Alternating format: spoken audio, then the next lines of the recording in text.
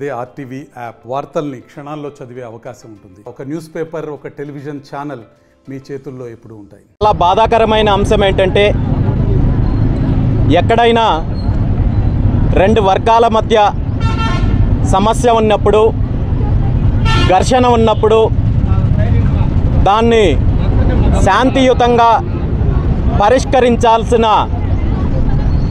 Police అధికారులు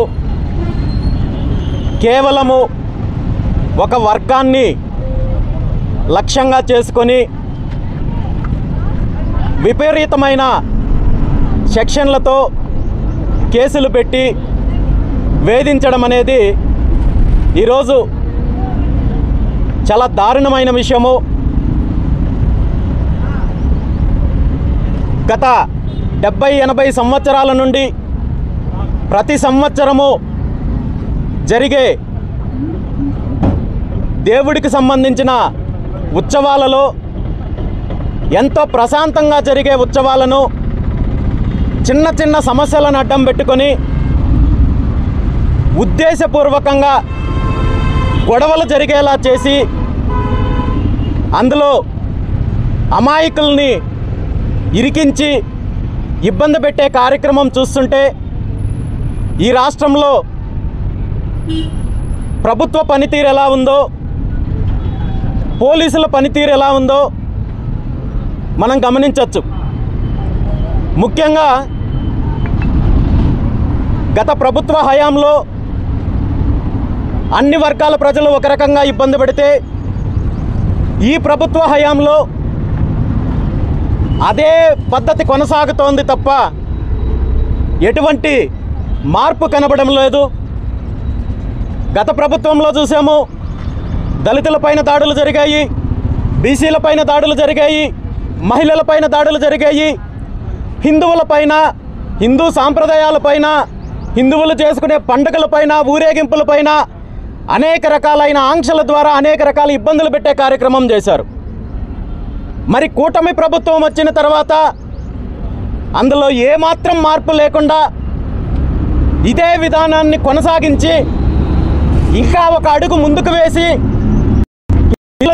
పండగ permission, మండపాలకు పర్మిషన్లు కావాలి, ఊరేగింపులకు పర్మిషన్లు కావాలి, ఇంకా కొన్ని దశాబ్దాల కాలం నుండి జరుగుతున్న హిందూ సాంప్రదాయాలను కొనసాగించాలంటే అనేక రకాలైన ఆంక్షలు విధించే పరిస్థితి ఈరోజు మనం ఈ ప్రభుత్వంలో చూస్తున్నాం.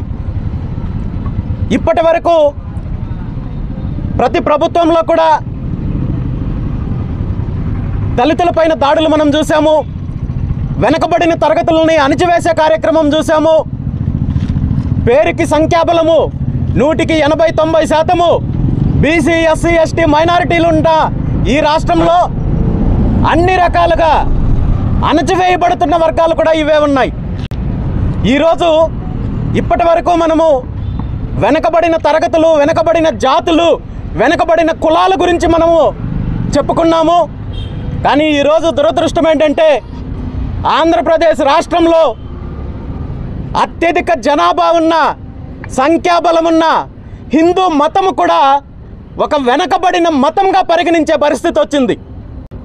ఎందుకంటే హిందువులపైన కావచ్చు, హిందూ సాంప్రదాయాలపైన కావచ్చు, హిందూ దేవాలయాలపైన కావచ్చు, హిందూ పండుగలపైన కావచ్చు, ఎలాంటి దాడులు జరిగినా, ఎలాంటి ఇబ్బందులు గురి చేసినా ఈ రాష్ట్రంలో పట్టించుకునే వాళ్ళు లేరు. కాబట్టి ఏమైనా చేయొచ్చు, ఎలాంటి సంఘటనలు జరిగినా హింసించవచ్చు, వేధించవచ్చు అనే ఒక రకమైన ఆలోచనతో ప్రభుత్వంలో ఉన్న వాళ్ళు కావచ్చు, పోలీసు వ్యవస్థ కావచ్చు వ్యవహరిస్తోందని చెప్పడానికి ప్రత్యక్ష నిదర్శనే ఈరోజు రాయచోటిలో జరిగిన సంఘటన.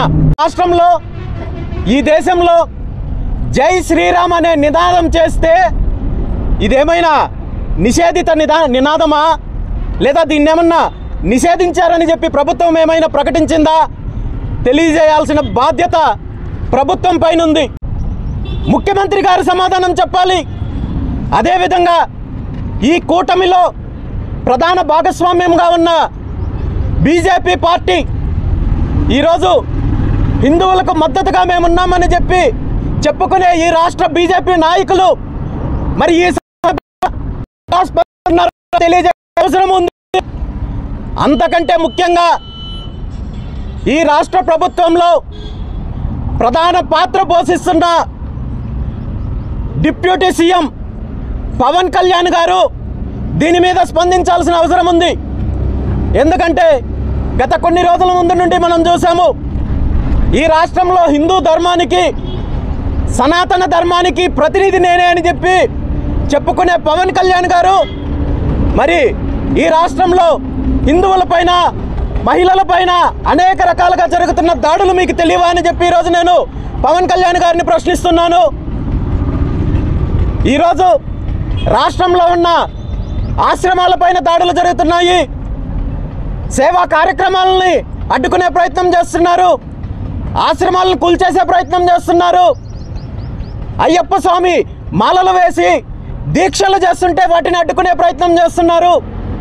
పండుగలు చేసుకుంటే మంటపాలు పెట్టుకోనికుండా అడ్డుకునే ప్రయత్నం చేస్తున్నారు. ఎన్నో దశాబ్దాల కాలం నుండి సాంప్రదాయంగా వస్తున్న పండుగలు ఊరేగింపులు చేసుకోవాలంటే కేసులు పెట్టి కార్యక్రమం చేస్తుంటే మరి నేను సనాతన ధర్మ పరిరక్షకుడు అని చెప్పుకునే పవన్ కళ్యాణ్ గారు వీటి మీద ఎందుకు స్పందించడం లేదో సమాధానం చెప్పాల్సిన అవసరం ఉంది. పవన్ కళ్యాణ్ గారు సినిమాల్లో చాలా బాగా నటిస్తారు. ఆయన ఒక్కొక్క సినిమాలో ఒక్కొక్క వేషం వేస్తున్నట్టుగా రాజకీయాల్లోకి వచ్చిన తర్వాత అనేక వేషాలు మార్చారు. చెగువేరా సిద్ధాంతంతో నేను రాజకీయాల్లోకి వచ్చానన్నారు. ఆ తర్వాత ద్రావిడ సిద్ధాంతం అన్నారు, పెరియార్ సిద్ధాంతం అన్నారు, బహుజన సిద్ధాంతం అన్నారు, పూలే సిద్ధాంతం అన్నారు. ఆ తర్వాత బాప్టిజం తీసుకున్న క్రైస్తవ సిద్ధాంతం అన్నారు. అనేక రకాలుగా రోజుకొక రకంగా పూటకొక రకంగా మాటలు మారుస్తూ చివరికి గత కొద్ది కాలం నుండి ఆయన నినాదిస్తున్న ఏదైతే సనాతన ధర్మం ఉందో దాన్ని కూడా ఇప్పుడు వదిలిపెట్టేసి మరి వేరే సిద్ధాంతాన్ని తీసుకున్నారేమో చెప్పాల్సిన బాధ్యత పవన్ కళ్యాణ్ గారికి ఉంది. మరిన్ని వీడియోస్ కోసం ఛానల్ ని సబ్స్క్రైబ్ చేయండి. లేటెస్ట్ అప్డేట్స్ కోసం వాట్సాప్ ఛానల్ ని ఫాలో చేయండి. అండ్ లింక్ డిస్క్రిప్షన్ లో ఉంది.